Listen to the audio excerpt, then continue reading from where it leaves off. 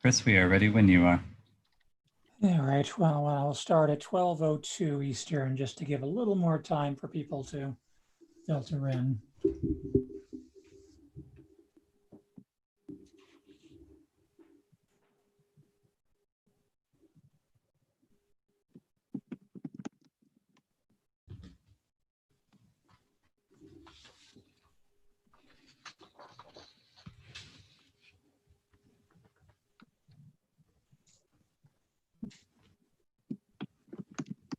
All right, Wade, all set? Here we go. All right, thank you.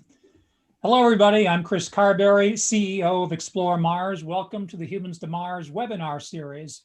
Our webinar today, called Realizing Mars, Diversity's Critical Role in Achieving Mars Exploration. Obviously, this is a really important topic today.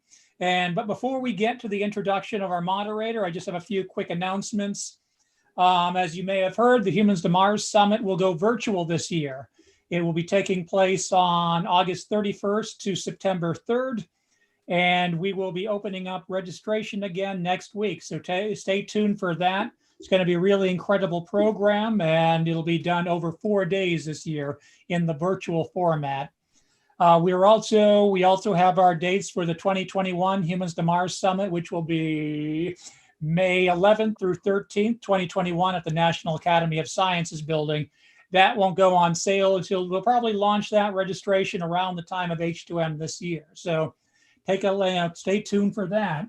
Also want to thank some of our Humans to Mars Summit sponsors, including Aerojet Rocketdyne, Lockheed Martin, Northrop Grumman, ULA, Paragon, MDA, National Institute of Aerospace, Two Planet Species, and several other sponsors we'll be acknowledging throughout this webinar series. Also, if you have enjoyed these webinars, first of all, thank you for everybody who's made donations. But if you like these webinars, please support us as well in the future, because they're not cheap. We love doing them, but we have to maintain the quality and the number of these events. So anything you can do would be greatly appreciated.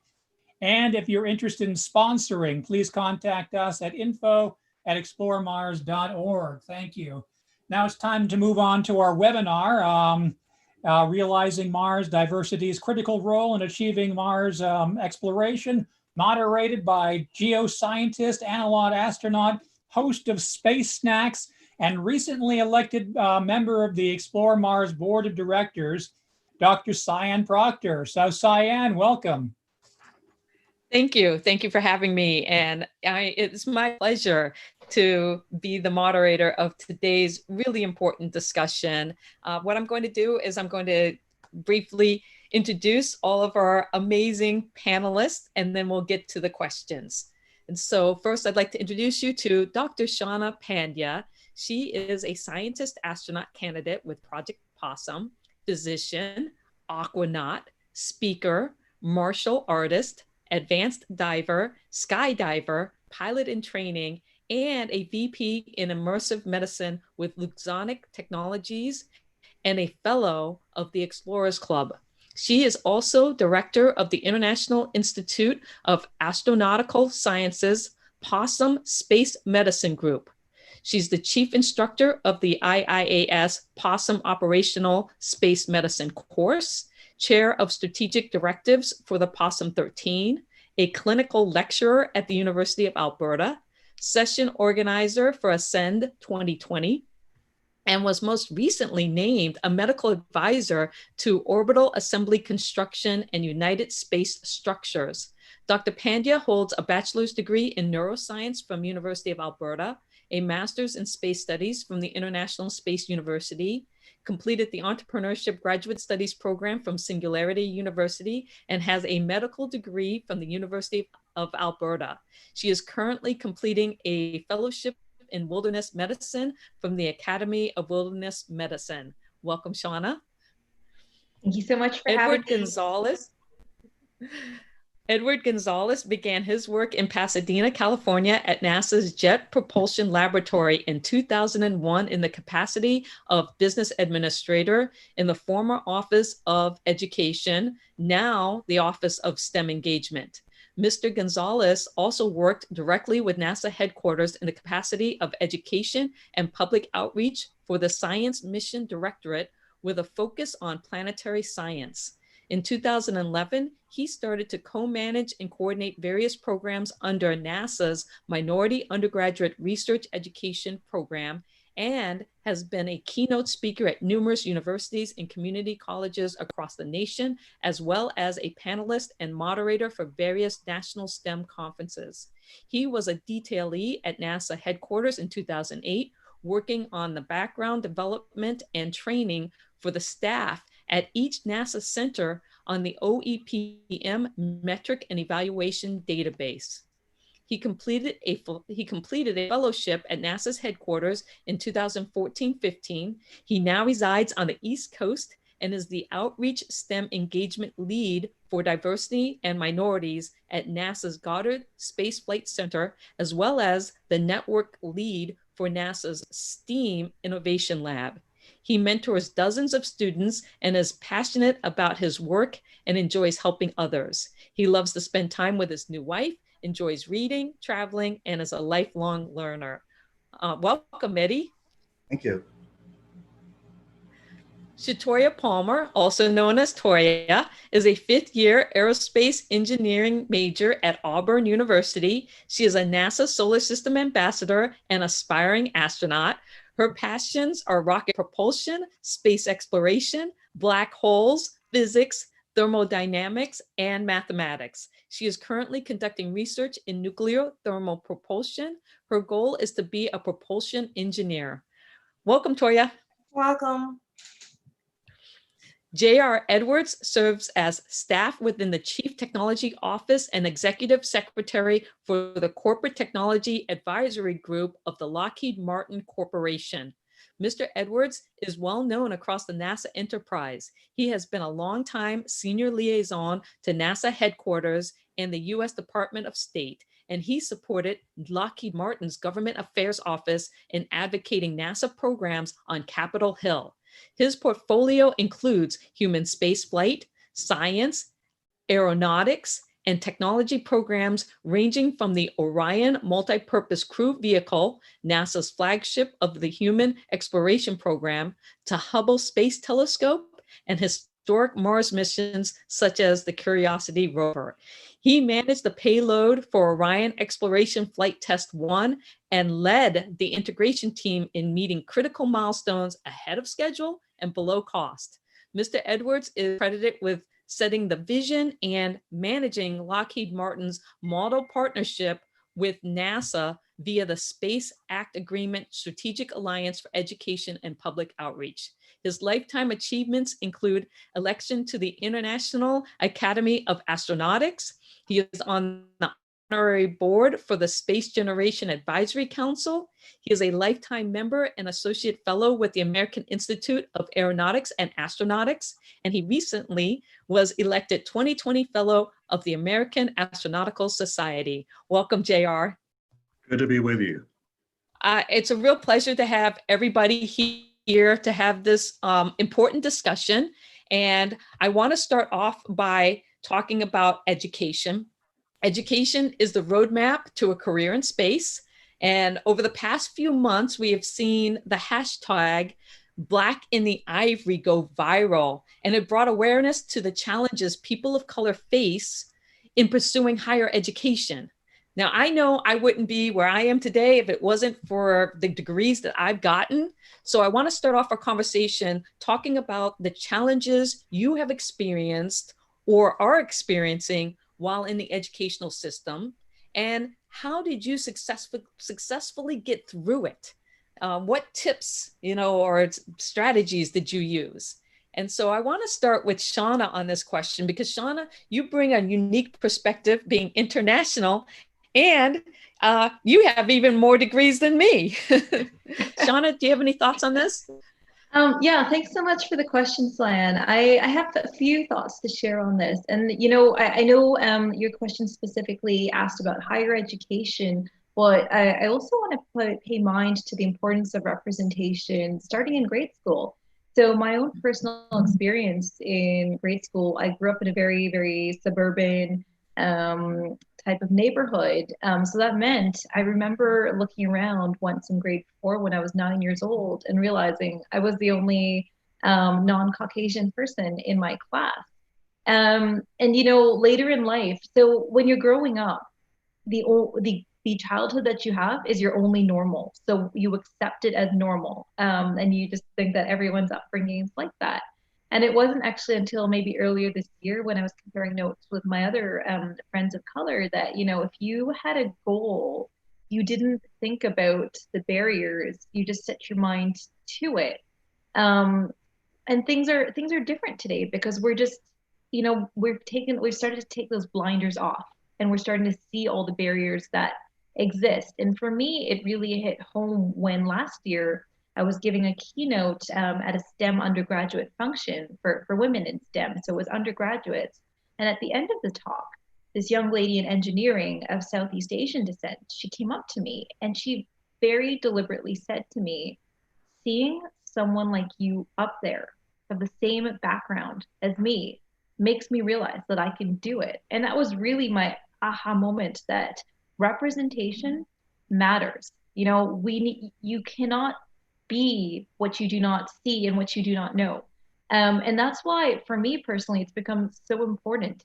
Even if it was a normalcy of childhood, being the only one, it doesn't need to be like that. And so that would be, my first thesis is that representation matters, and we have a duty to help uplift everyone. What you're saying. Oh, I have feedback there. Is that gonna? You're good. I hear you. Okay. Okay. What you say really resonates with me because I grew up the same way. My parents made specific educational choices on where we lived based on education, which put us typically as the only minority or person of color in our educational system. Do any of our other panelists have a similar experience growing up? I see Toya shaking her head. Eddie, what about you? What challenges did you face in the K through higher ed system, and how did you overcome that? Well, let me phrase my sentences this way, or what I'm thinking. When you are a child, obviously you're with your family, and you don't have a choice of what community, what city, what state that you live in. You are with your family and you roll with them. However, as you're becoming a rising senior and you're getting ready to pick schools, I think that will help navigate and make things, I don't want to say easy, but better. If you don't necessarily pick the first school that might give you a full ride, or a school that is known for the major that you're taking, you got to take other things into consideration. What type of community is it? Do you feel comfortable in that community? Do you have allies in that community? STEM clubs, things that you're going to feel comfortable because you're going to be on your own as you're going through the academia process. So I think it's important, and the message that I want to give is, when you decide, think of city, county, state, allies, places of worship, what have you. You need to take all of those things into consideration to have the smoothest ride possible to get to your destination. That, thinking about what you're saying is, I never thought of any of those things, or I didn't even have that conversation with my parents. And Toya, you're more recent going in. Were these some of the things that you considered when choosing to go to Auburn? Most definitely. Auburn is a small town. The only thing that's known for is Auburn University, and we have a few stores around there, and that's about it. It's Bo Jackson too. Well, yeah, but you barely hear about him. But no, just like Shauna, I grew up. Well, not actually just like Shauna. I was actually relating to the being the only minority in the group. But I grew up in a small town north of Auburn, so it was. I grew up in a predominantly white city. So I went to a predominantly white high school, predominantly white colleges, and everything. Like it's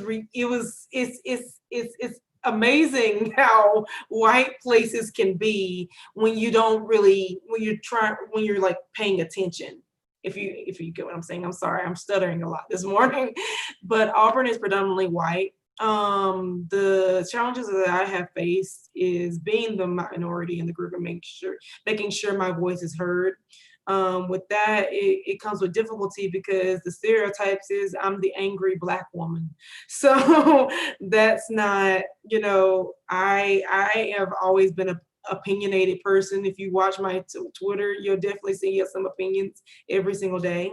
But, being, living in Auburn and making sure that I get my degree, as well as making sure I'm participating in the right things that interest me, that I'm passionate about, like Rocket Club and STEM Club, making sure that, that they're in good locations. Auburn is a definitely great location.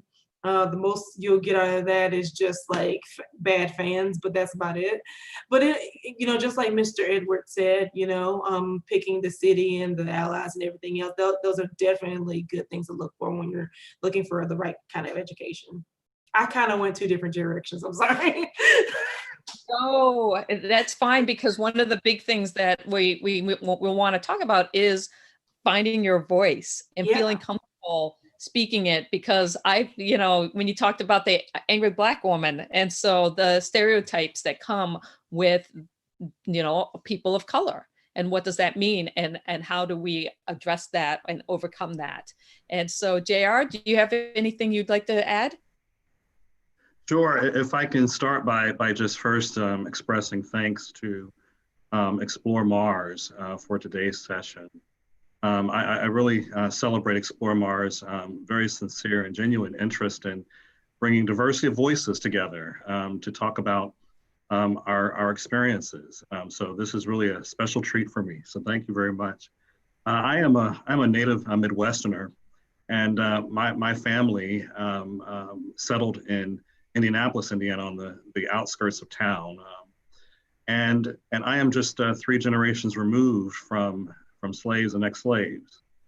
And this was a community in Indianapolis that settled on 20 acres. There were 2 tracts of land. Each were 20-acre tracts, and they were owned by 2 different white men who decided to sell the land very cheap to former slaves. This was in the 1890s.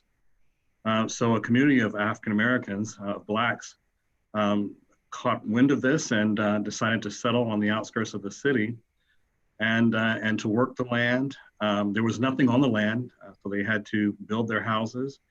They were earning pennies a day at the time.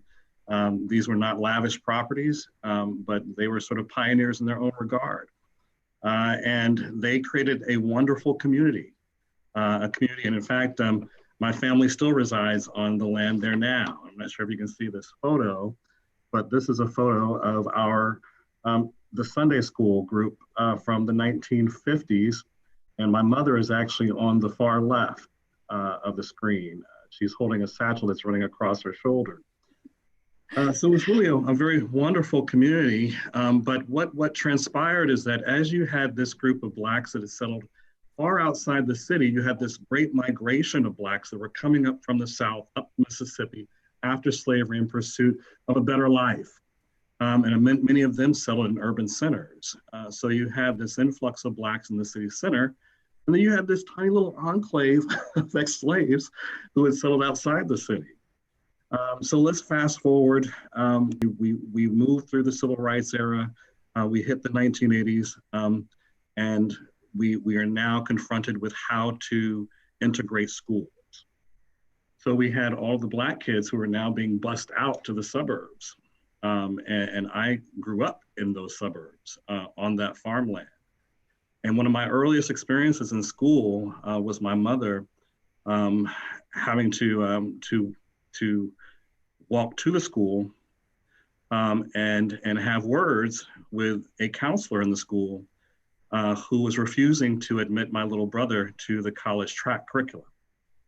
So what was very common with integration is that Black kids would be bussed into these schools, but then they would be put on technical tracks. And these aren't the technical tracks one thinks of in terms of technicians who work our programs, right?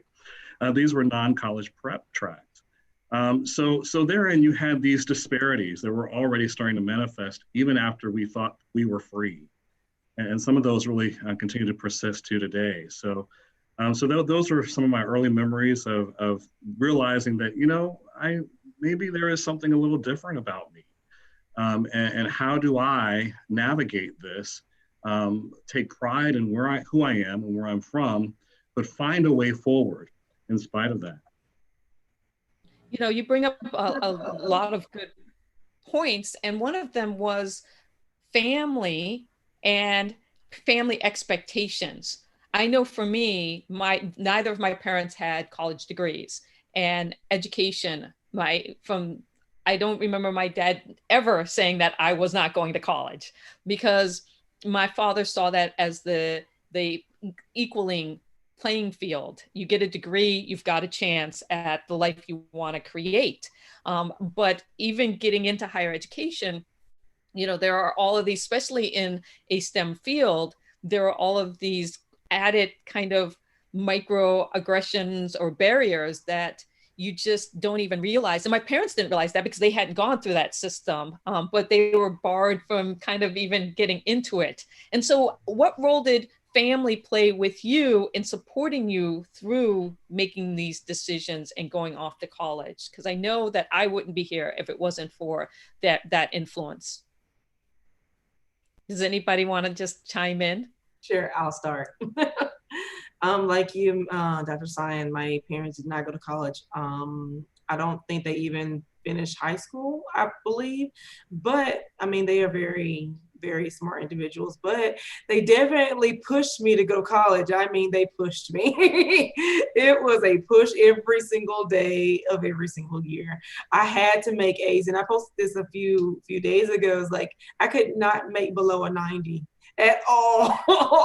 I would make a 90 and my mom would be like, oh, that's 10 more points and you would be a superstar. I'm like, oh, I didn't just make an A or nothing. That's why I'm a perfectionist now. So me, my mom, and my dad have definitely pushed me forward. They wanted to see me be an engineer. They're so excited for graduation next May. They're more excited than I am, and I'm very excited. So yeah, they definitely pushed where they didn't have those opportunities that I have now, which are still limited. They definitely pushed me forward. And it's interesting that you're saying that, because I know that Shauna, you've gone and you're continuing to get degrees. You're always learning. And I know that that's a motto for the rest of our panelists too, of this lifelong learning. And so what role has your family played in your educational system and the way you think about education? Yeah, absolutely. Sian, kind of throwing back to my earlier point, what you grew up with is, what you know and what's your normal. And so like Toya's family, achievement was not a question. And so I learned of this really powerful principle last year, and it's called Family Science Capital. And the reason this conversation came up is I was keynoting at the Canadian Association of Science Centers. So all the heads of the science centers were there, and I struck the conversation with one of the heads of these science centers. And, I was saying when I got into medical school, I was just blown away by the amount of medical students who came from families of doctors. And it was just dynasties of doctors. And for context, my brother and I are the first in our family to go on to medical school. And so we always get asked, were your parents doctors? And I never understood that question until this idea of family science capital was explained to me. And basically, the children who are more likely to go on into STEM careers are the ones who are exposed to STEM, science, technology, engineering, math at home, whose parents may have careers in that field, who may take an interest and engage them in science experiments. And so the reason that becomes important, goes back to JR's point from earlier. If we're keeping people of color, for example, from getting access to that capital, well, then we're keeping them down from accessing the system. And so we need to acknowledge the types of privilege that we now have in our lives. For example, Sian, you've alluded to this. education is a great leveler. Education is absolutely a privilege. But then we have to say, how do we facilitate that privilege? How do we give others access to this capital, this science education, and to higher education in general? Oh, absolutely. JR or Eddie, would you like to say anything? JR, I'll let you go, and then I could finish up. Sure. You know, my family instilled in me very early on a keen sense of understanding who I am, where I am, understanding my environment at all times. And part of that is driven out of this African American experience of servitude. And that really is a manifestation not only of the pain and suffering of the slave experience, but also our deep spiritual ties, and how we find ways to look beyond what might be immediately in front of us, to think and envision about what might be possible for us. What was interesting about my upbringing is that I didn't realize that Blacks held positions of leadership in city, state governments until I moved to Washington, D.C. And it was eye-opening for me. But what I really treasured is that my family's strong focus on education, on reading, on learning, on listening, and understanding, it really paid off, so that when I made that leap and I ventured out into the broader world, all of those things that I learned as a kid really helped to advance me. Mm-hmm. Absolutely. Eddie? Wow, I did things way backwards. So education was not something that was pushed in my family. I was actually a very good student up until the winter of my 7th grade year. And my father passed away on Christmas Day. And after his passing, my mother went into a severe depression, and I really didn't have any contact with her for about 3 years. So I had to do the best I could to get to where I needed to be. And it was tough. I was very, very angry. I was getting pulled over as I was driving to school my junior, senior year. I would get pulled over 3-4 times a week for driving under the influence of brown. So by the time I graduated, again, I was very angry. And then something happened. I got my girlfriend pregnant. This was the summer after graduating. So I did everything backwards. I ended up getting an entry-level position at a law firm. And when I left there in 2001, I actually climbed the ladder to be part of senior staff. I actually worked for Warren Christopher as a coordinator during the Christopher Commission right after the Rodney King incident happened. So I got to do a lot of really cool things. And then schooling, which is much different than it is back then as it is now. I would take a class here at Pasadena City College in Pasadena. I would take a class there just to keep going, just to keep learning. And as I mentioned, I'm still a lifelong learner, trying to get it in when I can. You know, you bring up such an important point, because my father was the same way, and he actually took some classes at Pasadena City College. But I have my father's certificates of just courses he had taken, and he had done a lot with NASA and with the Apollo program, and this whole idea of how we get educated and what does that mean, and what type of certificate do you need to hold, or versus knowledge and ability to show that, you know, you've got what it takes to be successful. And a lot more emphasis these days are put on the need to have that university degree or even higher education. And so thinking about the fact that in STEM and space, we get these degrees, and then we think that that's going to open up this door to the career we've dreamed about in the space sector. And then what we find is a lot of times when we get out there, the realities of the world we face is filled with discrimination and sexism and competition and wage disparities and all of these things. And I know people who have left their profession because of these struggles. And so thinking about what have you learned out in the workforce? What kind of experiences have you had? What are the roadblocks and challenges? And how do you advance your career? And for Toya, I want you to think about what the career you want to have next year when you graduate, and the type of corporation that you'd want to work for. And so I'll start with Eddie. How about you?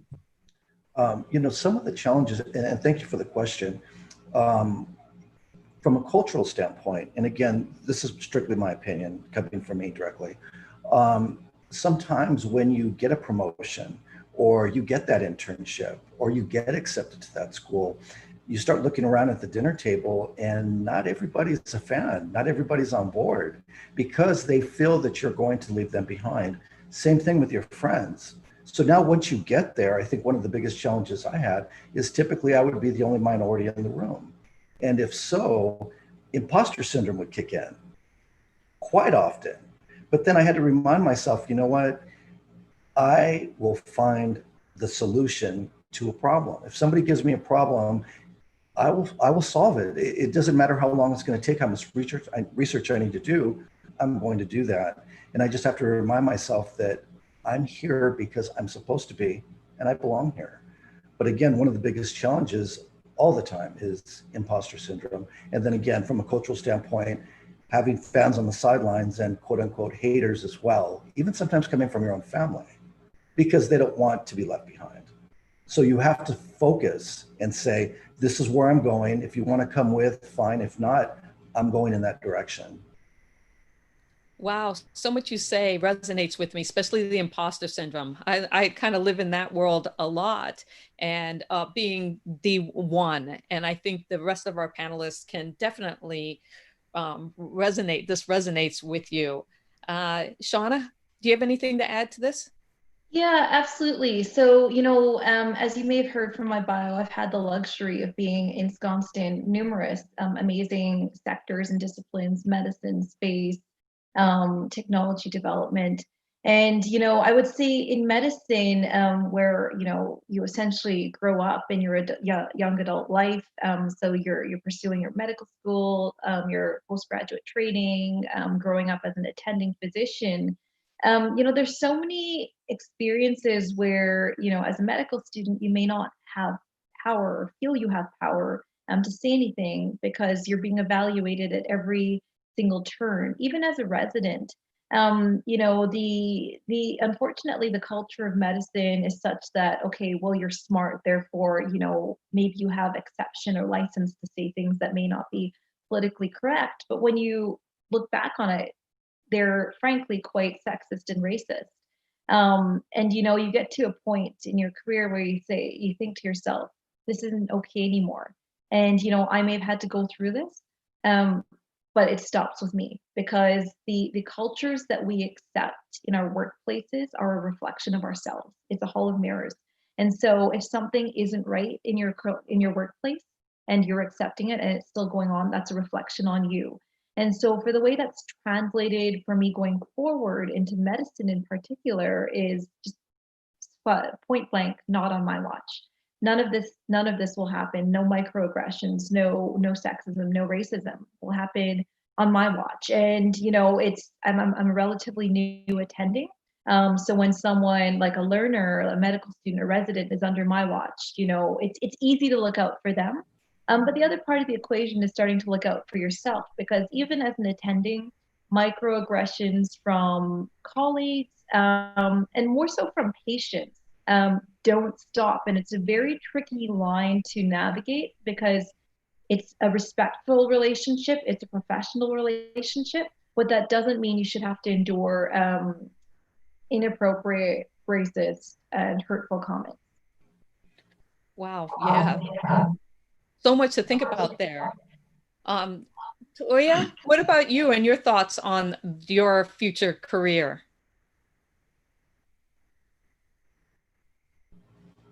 Sorry, I was muted. Most definitely something to think about is my future after graduation. I've had a lot of time to think about it, which companies I wanted to get with and where I want to be in the long run and which challenges I was going to face going forward as a Black woman. Definitely want to be a propulsion engineer. It's something I'm really good at. I always love rocket propulsion. Everything about it is just wonderful. I have always had that love for rockets and space exploration and everything else. But when I know, just like Shauna says, you know, tolerating the things that have already been there and getting there and changing it is definitely something that I wanted to do with different companies. I'm not gonna start off the one I spoke with you on Dr. Sian, but companies, you know, like NASA that are trying to change diversity. You know, it's one thing to say I want it to change, and another thing to say it's going to change and it's going to happen, and it's going to encourage younger generations that's younger than me to want to work there and want to be astronauts as well. So, I mean, we have to create a healthy environment, like Ms. Shauna was saying, that is inviting. You don't want to just be like, oh, here's a bunch of, you know, pale faces, and here's Shaitoya. Here she is, she's talented, but she gets looked over. That's not something that I want. I shouldn't have to fight for a spot to get heard. So I have great ideas. I have great research. So just look at it, you know? So, I mean, that's just, you know. Yeah, no, I totally understand that. And JR, I know that you've had a long career. And so what are some of your insights?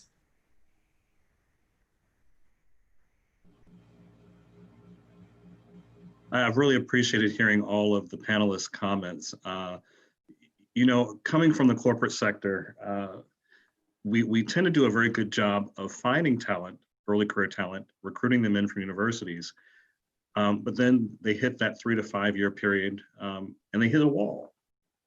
And the challenge becomes, how do you move this wonderful talent through that entire career evolution, through mid-level management on to senior level management opportunities?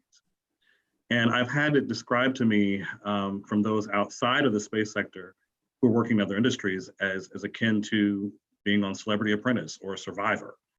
It's who's going to get voted off the island first. And every day you feel the intensity of that competition, and you know that you have to bring your A game. And not only must you bring that A game, but you must perform and deliver against the backdrop of all of these, as Shauna mentioned, the microaggressions, the environmental factors, those obstacles that you know from your upbringing that they are going to be out there, and you will have to find a way to navigate through them. So it's critically important to find those allies, as Edward mentioned, and to think about those individuals who might be sponsors and mentors. It's good to get the education, that's critical, that gets you in the door. But how you then navigate that environment becomes sort of the second phase that may launch you into those higher level opportunities. You know, that all of this stuff is so important, what we're talking about, and thinking about the workplace and these microaggressions. Shauna, what you were saying about not on my watch. And the thing about it is, a lot of times it's the minority or the person of color who has to take the stand. And when we're thinking about cultural institutional changes, how do we, you know, what kind of takeaways or advice can we give to maybe our audience when it comes to supporting diversity and inclusion in the workplace, and to be mindful of the microaggressions and also the challenges that people of color face while trying to, you know, we really have to perform more than 100% all the time, because I feel like anytime I do one little mistake, that's it. I'm going to be, you know, called out or thrown out, or something's going to go wrong. But we also are pitted against each other, because usually when you're thinking about climbing the ladder and they're looking at diversifying, well, they want one person of color. And so who's it going to be out of the people below? And so we fight for that position. Women fight for those positions. And so we've really set up this culture of, like you were saying, JR, of competition in the workforce. Does anybody want to jump in on that one? Yeah, I think, Sian, you raised some great points. And I think it comes back to the fact that we're all learning, approach, diversity, inclusion, equity with humility. Don't be afraid to correct, but that means in turn, when someone corrects you, approach it with humility, and, accept the correction with grace and go forwards. And, I like to think I'm fairly approachable and an ally. And I actually recently had a patient correct me because I was using the term African American, and she said, "Well, no, I'm either of African descent or I'm African Canadian. I'm not American. So you either should refer to me as Black, African Canadian, or of African descent." And I turned beet red. I was embarrassed, but I thanked her for the correction. So we're always learning, but also, being willing to have that courage to correct others. And as you alluded to, it can be exhausting having to perform your job, perform at your best, but also take on the additional mental burden of trying to level the playing field for yourself and for those who come after you. But there's a need for it. The past 3 months have shown us that, that if we want to progress with relentless forward progress, we have to be willing to fight the fight. We have to be willing to put in the effort, and we have to be willing to build those allyships, and draw in our allies and educate, and also forgive. Toya alluded to the stereotype of the angry Black lady at the beginning of this, and so many of us, as we progress in our careers, it's easy to be jaded and frustrated by what we see. And that's where, the power of compassion and grace and forgiveness comes in, because just holding on to that anger, that frustration, hurts ourselves just as much as it hurts everyone else. So that would be my advice for progressing forward. Wow, that is really compassion, grace, humility. Does anybody have anything to add to this? Eddie? Yeah, actually, I took quite a few notes on this. So, for example, if a colleague or someone says, like I made this comment not too long ago, if I need milk and it's 8:30 at night, I really need to think, do I need milk that bad? Because what if I get pulled over? Anything could possibly happen. So I've got to think about that. So some of my colleagues and friends, it says, okay, I am not familiar with that. I do have a sense of privilege that obviously you do not. What are some of the things that we can do to help and support? And I want to lead by example. So I will do these things as well, which is stand up for what's right, especially when those in need are pushing back against what we've normalized, what we've said this is a normal thing, and it's not. So we need to be able to do that. Silent agreement doesn't change anything. We have to speak up. It's so important. Some of the other things that we can do as well is to change the level of the playing field is let us not keep our contacts and our network in our pocket. We need to share those things and not be afraid of competition, because believe me, at the end of the day, all of us are going to get there. And if somebody gets there before me, well, maybe I didn't work hard enough. So I think it's important to share opportunities, networking, all of that. It's so important. It's going to make us all stronger. Also, too, let's just say that I am authoring something. Maybe I can ask somebody, hey, doctor, you know what? You have an interesting code. Maybe we can adapt that into mine and you could co-author with me. Bring you with me. You can come. There's room for all of us. Or again, as I'm here today, ask, would you like to be a speaker? Would you like to be a moderator? Let us get us all out there. And I think that's important and key. Oh, I love it. Access and inclusion, bringing others along with us, and asking for help also. And so, Yes. JR or Toya, do you have anything to add? JR? One of the reasons I was so excited to join the board of Explore Mars is that the vision of Explore Mars really resonated for me. As we are thinking about human civilization living and working in space, Explore Mars realized that we've got to get it right here on Earth to get it right in space. So we're still thinking through these things, but these all of the topics we're discussing today relate directly to our goals for exploration and how we will engage as a spacefaring species. That's really exciting. It's exciting now to take the richness of these experiences and to think about how we might live in a different environment, completely different from what we're experiencing here on Earth. So I just want to send that shout out to the Explore Mars team and to each of you as I celebrate your stories and the challenges that you've endured and how you have navigated those challenges to build really remarkable careers. That's fantastic. Toya, do you have anything that you'd like to add? I loved everybody's point. I don't have a point actually, unfortunately. Well, I have a question that I think JR leads eloquently into this, and we have the unique opportunity to create the future of humans beyond Earth. What are your hopes and visions for the future? Let's put it in the context of what would you like to see us look like 1 year from now, considering we're in this Black Lives Matters moment. And so 1 year from now, what would you like to see humans thinking about and acting? And then 5 years from now, and then 20 years when we hopefully have boots on Mars, what are some of the things that your future, your vision would incorporate? Toya, I'm gonna start with you. Most definitely, I hope that we are changing from a year from now. Right now is a bunch of protests. Thankfully, rioting has calmed down a little bit, and everything with the coronavirus. Hopefully, we are out of this pandemic by next year. We don't know because many aren't wearing masks and many are, and that's creating a kind of division with the medical way of going forward.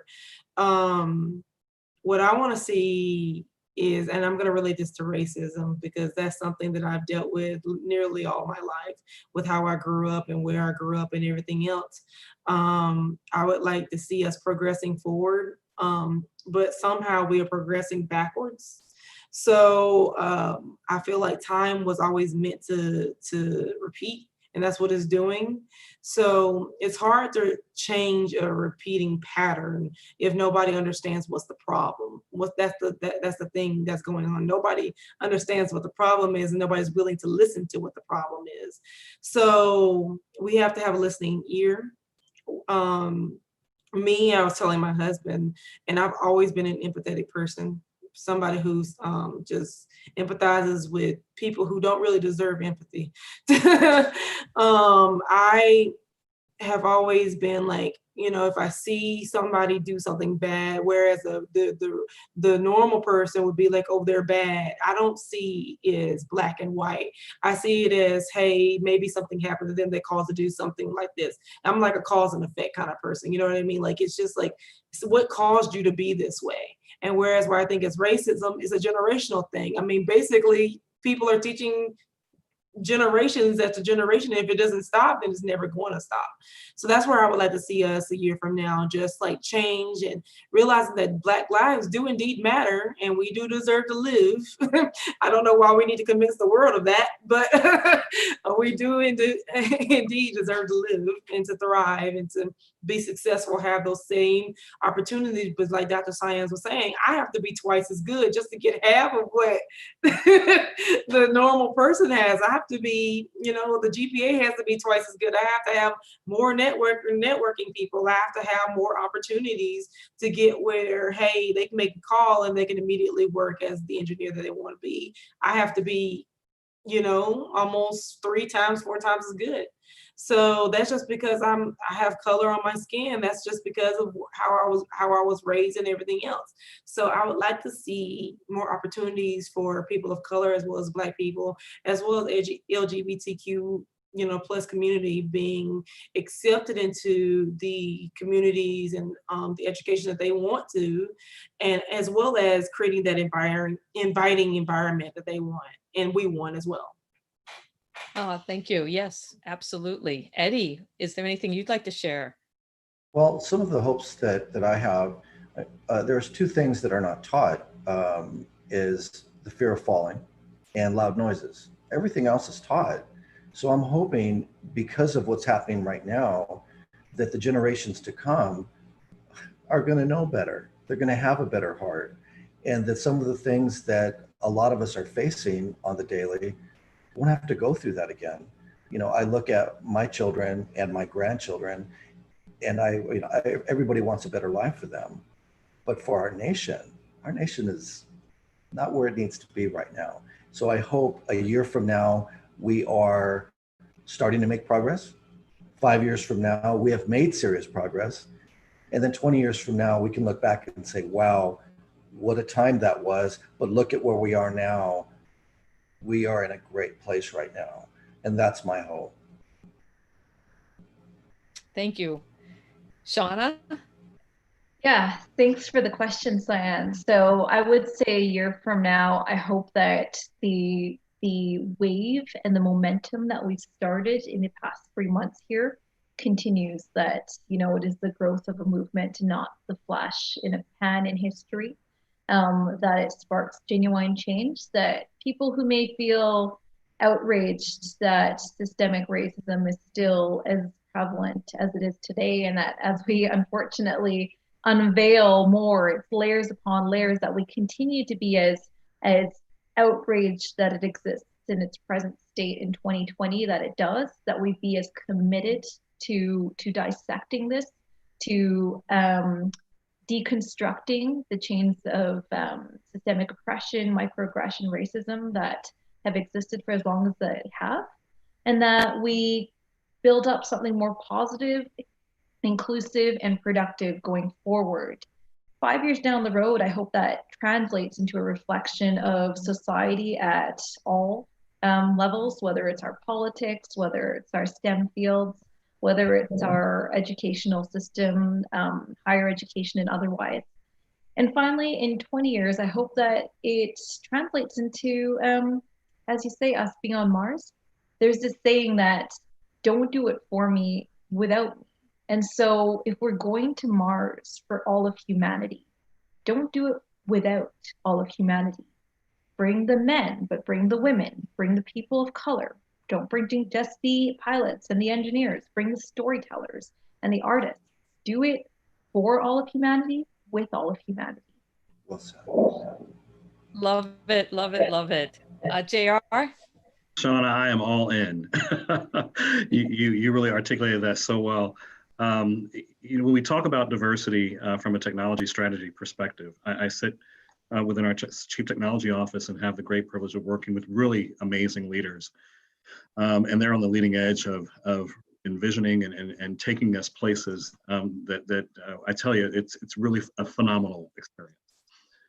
But to get there, we need to ensure that we are creating an environment whereby the very best of ideas rise to the top and receive full consideration. And that's regardless of any type of, of age, race, gender, any classification. We want the best ideas. So how do you create that environment? So there are a number of really candid and crucial conversations happening across C-suites and boardrooms now in light of Black Lives Matter. How do we leverage this moment now to move the ball further and create that environment? I have to share with you that, those words, I can't breathe, they cut to my core. And many times through my professional experience, I've experienced those moments where I felt that I couldn't breathe. And how many of us, regardless of our background, have felt that way in some manner? It's tough. It's really tough. So it's important that we continue to have these conversations to get to know each other and then start thinking about, well, what are those actual steps that we can take to create a better environment for all of us? I would like to point everyone to a couple of resources. There's a group called Surge, Showing Up for Racial Justice. It's getting a lot of publicity now. They have chapters across the country, but this is primarily driven by Caucasian Americans who are saying, hey, we want to be allies, and we are now getting together because we realize that we need to take some ownership in this. And then there is a wonderful scholarly research being done out of MIT, out of their Space Enabled group led by Dr. Danielle Wood in the Media Lab. She also holds a dual appointment in Aero Astro there on justice and how to design systems that are anti-racist. I mean, how phenomenal is that? So, and she was very much ahead of this entire wave. So there's a lot of good work being done. But again, thanks to Explore Mars for having this conversation. I look forward to supporting other conversations. As each of us are going back to our different organizations, look around. Let's take a real honest look. And if we're sitting in meetings and everyone looks like you, or sounds like you, or shares your point of view, that might not be the most healthy environment for your organization. So thanks again, and I really enjoyed being a part of this discussion. Well, thank you to all my panelists for their amazing insight. I'm going to go to some questions from our audience now. And so the first one is from Jess, who's age 11, from Virginia. Were you ever bullied or ridiculed for your likes, dislikes, or anything that you did or said? If so, how did you overcome those? I have had a lot of bullying in my life, so I have bumps that really slow me down, and I absolutely love space. What can I do to overcome those bumps? Eddie. Let me, I'm going to try not to be too long-winded about this. When I was 8 years old, I was picked on, horribly picked on. And when I was 8, my mother took me to the park and she handed me what appeared to be a baseball glove. Now, mind you, I had never played baseball before in my life. So she brought me to this park, they put a number on me, and then I had to go out into the baseball field and catch a grounder. Now, mind you, I'd never played before. So I looked at the kid in front of me, he put the glove down and it went right into his glove. Well, when I tried to do that, the ball rolled up the glove, split my lip open, and now I'm bleeding. But I had to continue on with this process of trying out. So what ended up happening was I was picked last. I was the worst player in the league, and I was bullied horribly, even at school. So what I had to do was turn that around, and I dedicated myself to learn how to play baseball, to learn the fundamentals of baseball. And I practiced and practiced and practiced.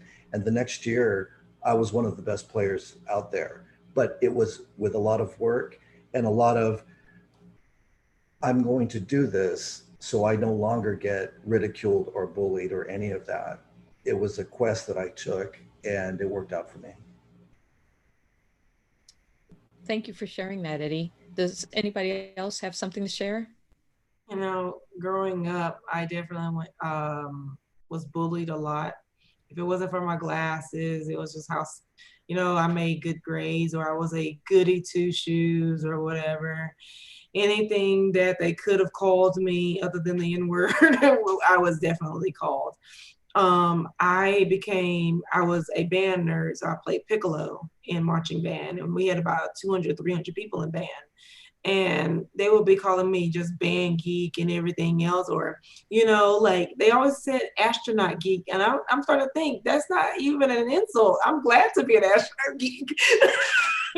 You know, and I found out that the people who had the most to say were the ones who felt jealousy and who weren't where you were. And you know, you start to see the people now, as I've, you know, gotten two past degrees and now on my third, you know, they didn't go anywhere, but they had a lot to say about me. But I mean, you had the same opportunities I did, you know, and you could be great just like I can. It's you know, it's the getting through it is knowing that you can be successful. You can do anything. You know, my mom always taught me you can do anything. She always related scripture because I'm a preacher's kid. So, you know, she always related scripture to it as well. You know, I can do all things through Christ who strengthens me as well. But, you know, I've always related God to my success as well, but not everybody does that, of course. You know, I'm not trying to force God on you guys, but I'm just saying, you know, you can do anything, and that's what helps you get through those tough bumps. Shauna or JR? Yeah, thanks, Lan. And Jess, first of all, I'm sorry that you're going through that. That's never fun and it's tough. The other thing I would kind of echo that's been said is be proud of being a space geek. You have found something you love. Embrace it. I was the exact same every single day of grade 7. When I was 12 years old, I would cart around these books about the universe and astronomy and black hole formation. You found something you love. There are so many of us out there who are just like you. So you have begun to find your niche because you're among us. Keep looking. Find the science clubs, the space clubs, the books, the YouTube videos. You found something precious. You've just found the string though. You have to keep tugging at it until you unravel that passion more. And forget the haters. Haters are going to hate, honestly. But you found something special, so keep digging at it. So true. The people like us are waiting for you. So we're out there, and so there to support you. JR? Oh, you're muted. I will just echo what Shauna said. Space is cool. Engineering is cool. Technology is cool. We are the it thing right now in many ways. And there's a fascination with the work that we're doing, and even a greater appreciation than when I started my career years ago in the public psyche. So it's a great time now to be part of this community. And now let's think about how we can bring others into the family as well. Oh, absolutely. And so I want to go on to the next question from Jazz. And she writes, how do we deal with microaggressions at work when they are brushed off as jokes and management are either guilty of the same or don't care? Oh, I have firsthand experience with that. The little jabs, the, you turn your back for a second, or it's brushed off as a joke, but it's at your expense. Any thoughts about that? Actually, Sian, I want to hear how you handled it. I asked people who were in my support network to stand up for me, because sometimes it happens in front of you and then you can stand up, and I started calling the people out, and I'm like, well, that wasn't funny, and actually saying things. But when it was when I heard about it happening in meetings that I wasn't a part of directed about me, I asked people who were there, and I said, well, did you say something? Because you're the one telling me you're my friend. And they're like, no. And I'm like, well, next time, please say something. And so I started to see them speak up a little bit more. And I even pointed it out to management and said, one of the things that I'm really dealing with is the fact that, people have this microaggression. And I can't say that, management was like, well, we support you, we're here for you. And they acknowledge that it happens, but I also know that they don't do anything when it happens in front of them. And so it's still an ongoing issue.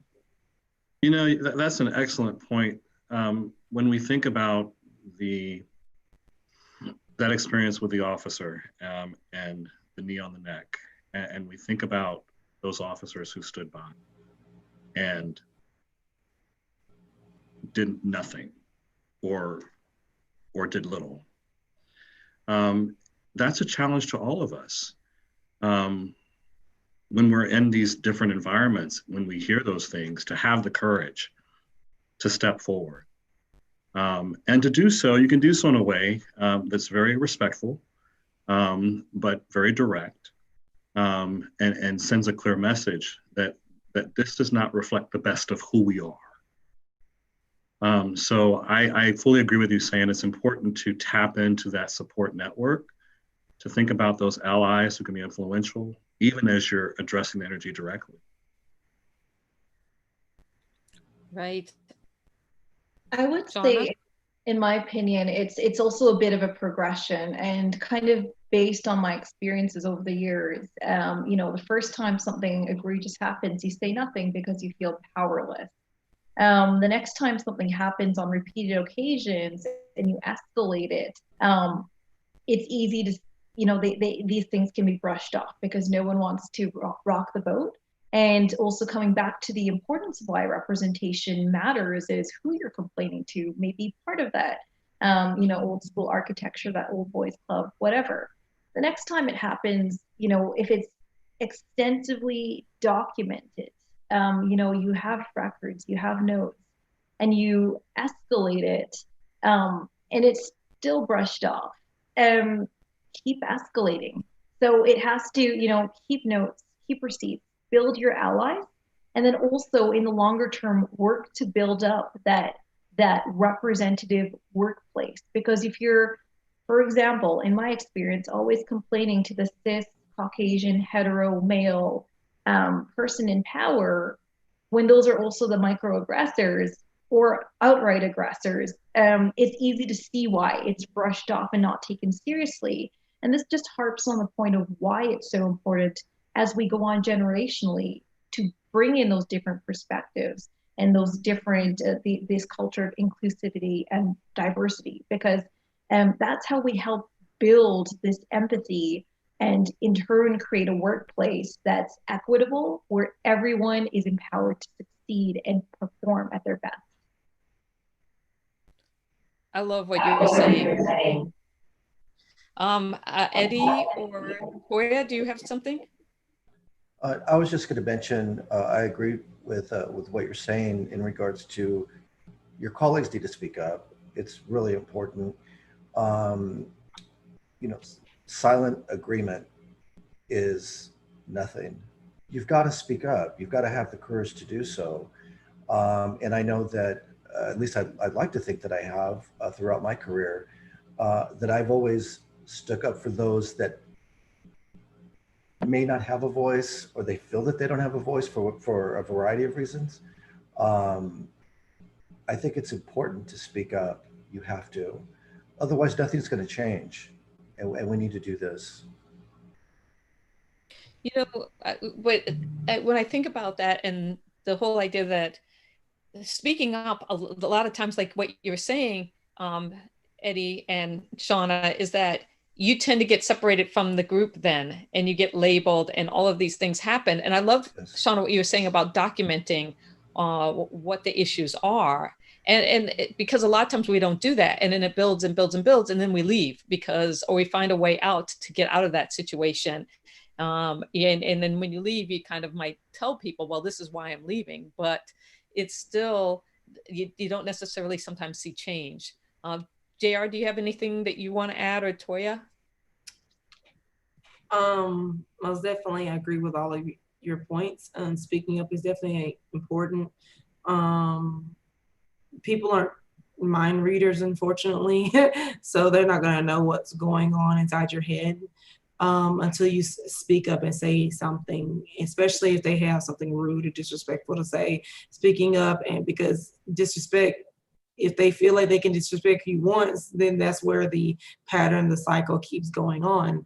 So I've always been one to be outspoken and tell you, hey, you need to calm down with your racism, and you need to, well, not really calm down, you need to stop with the racism, but if you choose to be racist, at least choose to be racist over there, just not towards me. It's saying that, hey, I feel uncomfortable with the things that you're doing, and I feel uncomfortable with the things you're saying. I feel uncomfortable with the things you're coming to me about. If you're choosing to make me uncomfortable, make me uncomfortable in my space on a continuous basis, then that's when we have a problem. And that's when I need to go to the higher ups and be like, hey, this is a problem. Either y'all solve it, or I can go get a job somewhere else.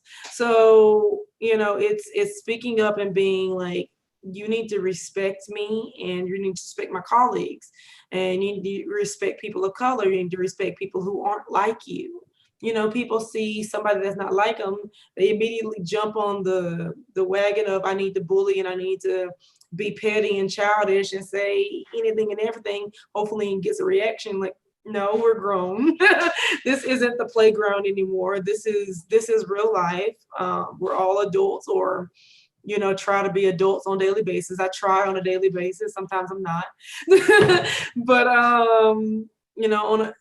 we all learn and we are all expanding our knowledge on different things. So, making sure that we're in a comfortable and healthy space and environment that's also inviting, just like I've been saying. So unfortunately, I do have to cut this early because I have an emergency with a family member down home. So I'm gonna have to cut this early. But I appreciate everybody for inviting me, and I appreciate the discussion. I hope you guys have a great day. All right. Oh, thank you so much for joining us, Toya, and for sharing your insight and wisdom with us. I want to say that, I was taught not to speak up and to share my voice. And you inspire me and give me courage and empowerment. And so thank you for all that you've done and will do. It's great to meet you, Toya. Thanks, Toya. Bye, Toya. JR, do you have any words that you want to share on this? Oh, what Toya was talking about really was struck at the heart of building those critical relationships and having those conversations. And I'd just like to add to that, this is a moment of accountability to each other, accountability to our institutions, holding our institutions accountable to us. That there is collective power in this moment, and it's really an exciting opportunity for all of us. We have another question from Adrienne, and it's, what hope do you draw from our current day issues and the conversations it's generating?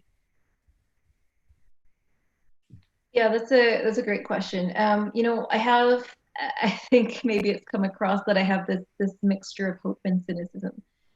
Cynicism because this could very easily just be a flash in the pan moment in history and could just as easily dissipate like a wave. Or I have hope because this could turn into a lasting movement with tangential, positive, lasting change for all the echelons of society. And so my hope is that I have hope currently because we're having these conversations. We're facing uncomfortable truths about, the way our society has been constructed.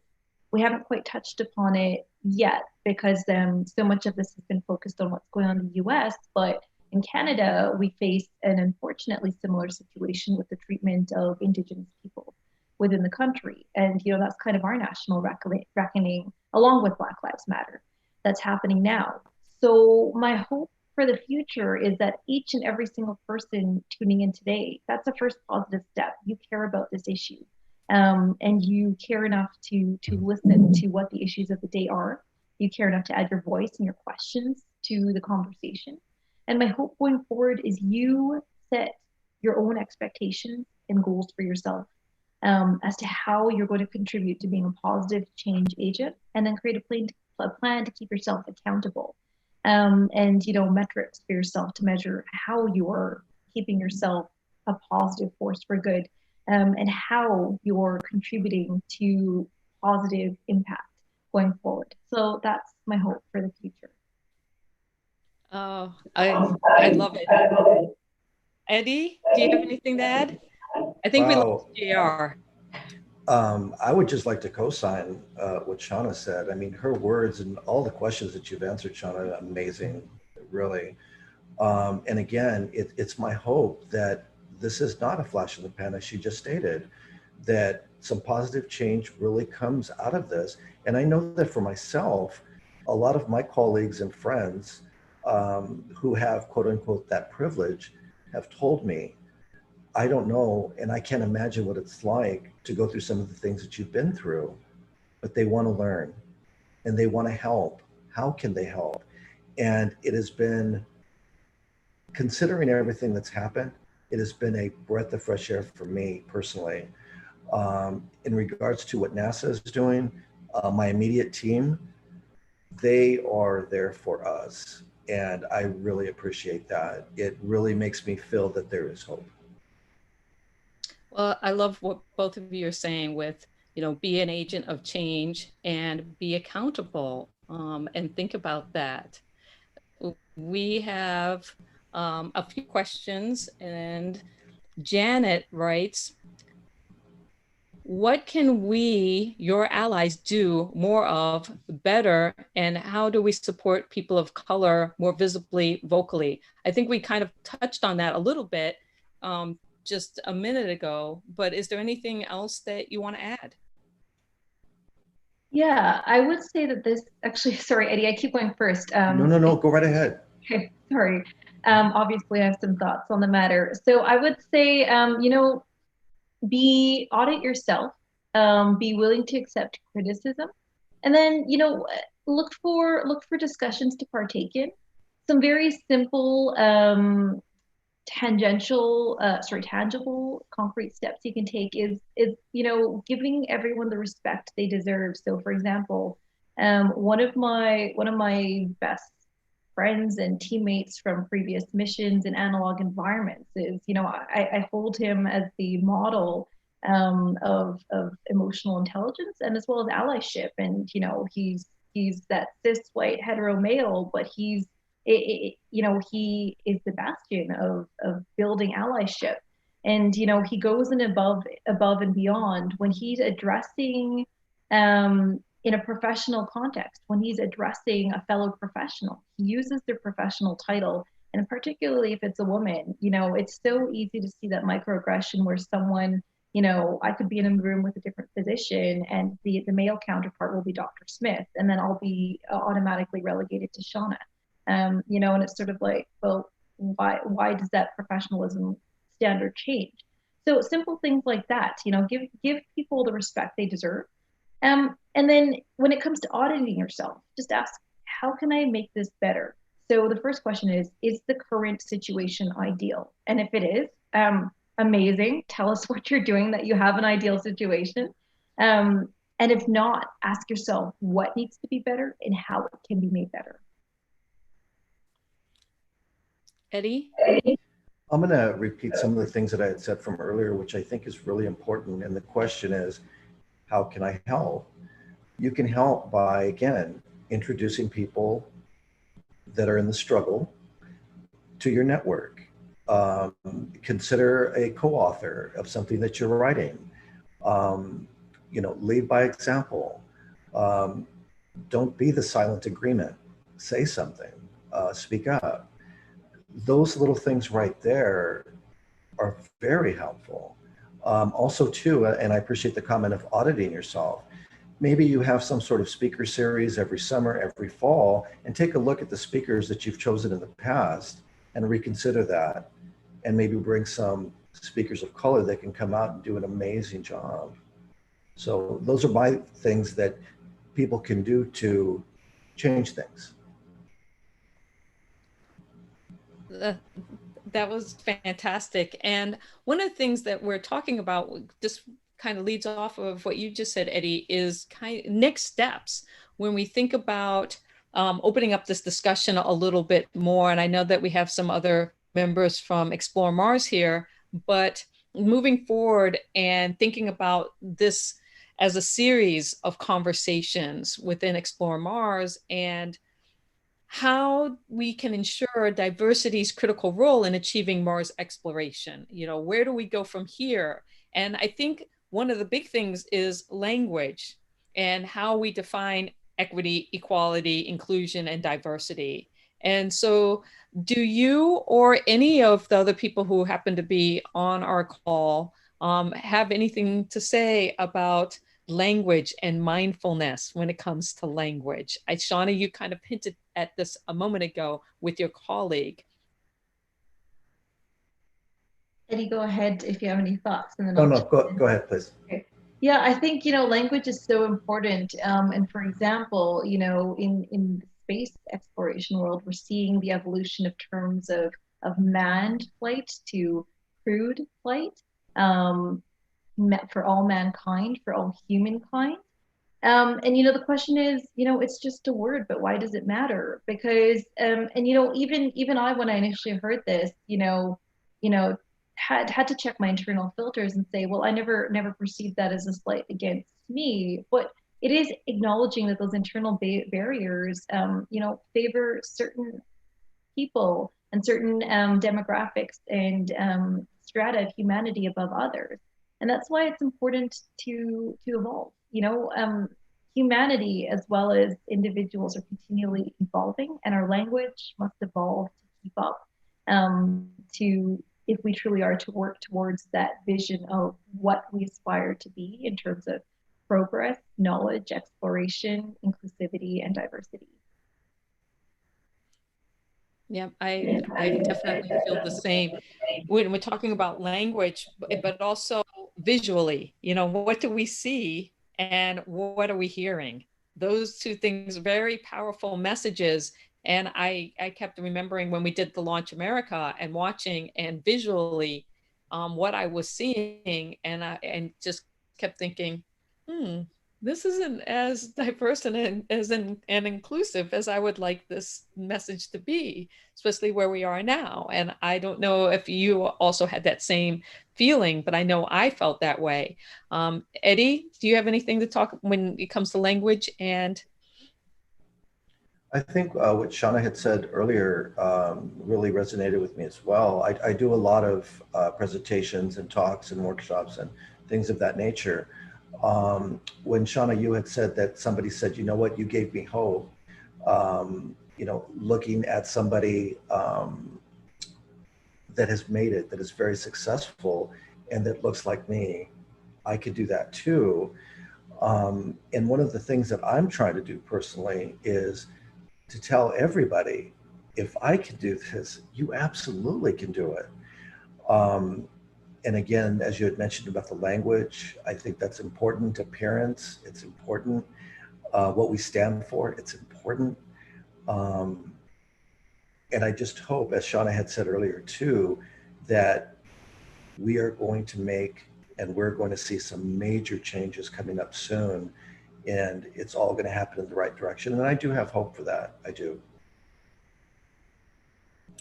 I think this is a really important conversation. I want to bring in some more people from Explore Mars. So I'm going to ask Janet and Chris to maybe chime in. And do you have any thoughts that you would like to share at the last few minutes of our broadcast? For me personally, I just want to say thank you. We at Explore Mars recognized that there were some very great areas where we could improve.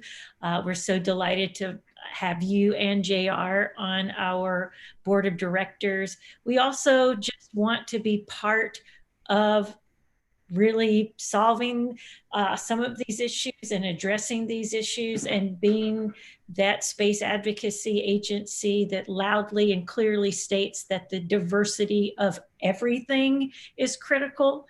And so there's some notes here in the chat about those quieter, more introverted voices. There's a lovely book called Quiet, the Power of Introversion that maybe for some of us who can be loud and more dominant in conversations could all learn a few things from and read from.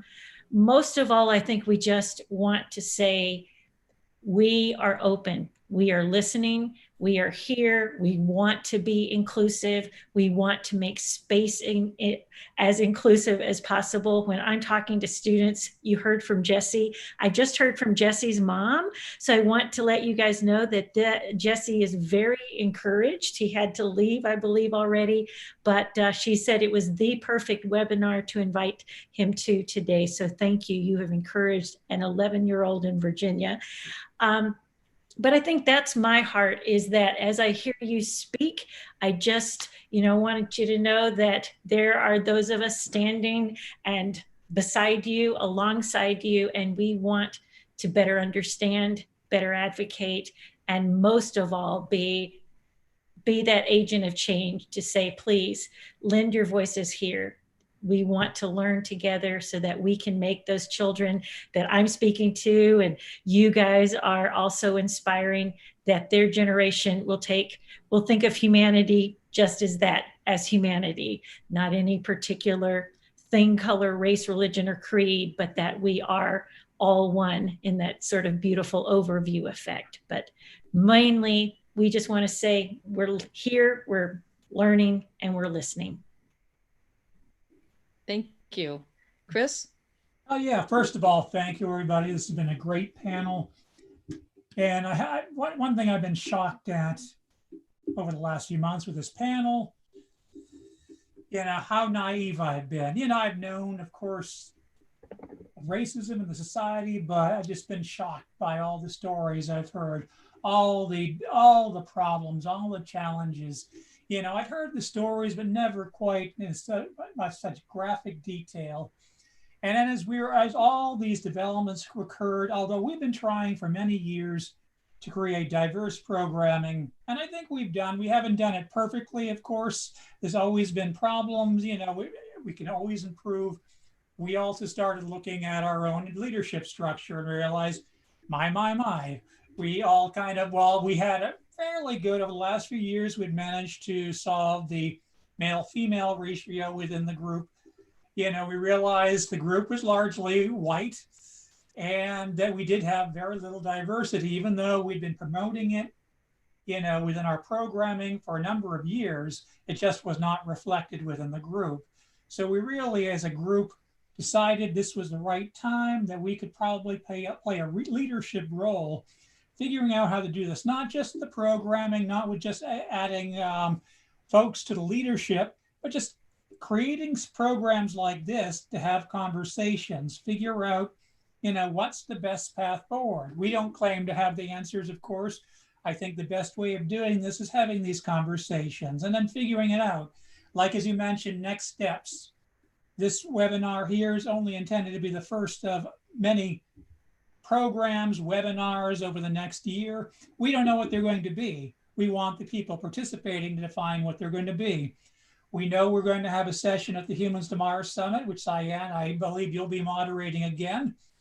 But what will that be? What does this group think would be the next best step? After this conversation, how can we move the discussion forward, not only to help Explore Mars as an individual group, to help improve how we operate, but also how we can help the entire aerospace community to embrace this message and basically lay the groundwork. So I think, as Shauna was mentioning, as we, humanity goes to Mars, bring all of humanity, to Mars. I think that's a great message. And frankly, we may want to steal that message as we're rewriting our messaging with Explore Mars. This is another thing we'll be doing over the next few months, is rewriting our mission and our other statements to make sure it's more reflective, not only of what we're doing as a group, but of diversity and what our vision of that future should be. Yep, and thank you for all of that. And those of you out there listening, if you have suggestions for our next steps, please write them in the chat or in the Q&A. And I apologize to anybody's questions that we didn't get to today, but they are all going to be cataloged. And again, it will help us in the next steps and addressing those things or those concerns or those questions that you've brought to us. So again, to my panelists, thank you so much for being a part of this and starting the conversation. I really enjoyed everything, and I definitely learned a lot by this. Chris and Janet and the Explore Mars crew, thank you for hosting this. Chris, do you have anything else you'd like to say? Just a few last questions. Anybody who's of age who would like to come on to our Drinks with Explore Mars tonight? We have private astronaut Greg Olson coming on, talk about his time on the International Space Station. As I mentioned earlier at the beginning of this webinar, we'll be opening up registration again for our virtual Humans to Mars Summit. That'll be taking place on August 31st to September 3rd. And hopefully over the next couple of days, we'll be able to announce our next webinar. Hopefully that'll be next week. We have a couple of things in the work. We just have to complete them. So thank you everybody for coming. Thank you to all of our panelists, spectacular session.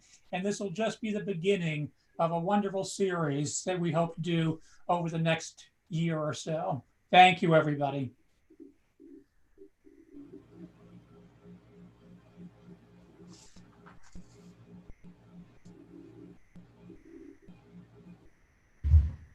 can't thank you enough. Eddie, Sian, I mean, everybody that joined us, you know. And, Are we done? We will be. Maybe? We're still broadcasting, but we unfortunately there's no way to go from the broadcast, you know, back into a green room state. This is like so, after the talk stops on stage, yeah. and people Yeah. come up on stage, and except the other people can't come up and talk to us right now.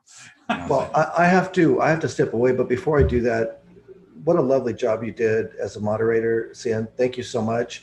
The rest of the panelists that aren't here, they were amazing. I was very humbled to be a part of this. Ron, thank you for bringing me and introducing me to this amazing team, to Wade, to Janet, to Chris, to everybody. I'm so happy right now. Thank you so much for giving me this opportunity. Eddie, before you leave, because I have to go too, I can't wait to meet you. I have this is my NASA Goddard mug here. Nice. And my story is, it says Goddard Space Flight Center on the inside of it. And I got this in 2009 when I Nice. was at Goddard doing an internship. And it's where I found out that I wasn't going to be an astronaut. Astronaut Sunita Williams called me with the no phone call while I was at Goddard. Oh. But I loved my summer there and my summer internship. Are you on the East Coast? I am now in Phoenix, Arizona. And so- Okay. Well, if you ever come to the East Coast, we will take you to Goddard and show you around. We'll sit. I would love that. Yeah, especially the STEAM Innovation Lab is pretty cool. We'd love to show you that. Yeah, because I don't think that existed when I was there. I No, mean, they no, had it's brand some- new. Yeah. It's brand new. Oh, I would love it. Yes. And if you Yeah. ever need an analog astronaut to come and speak,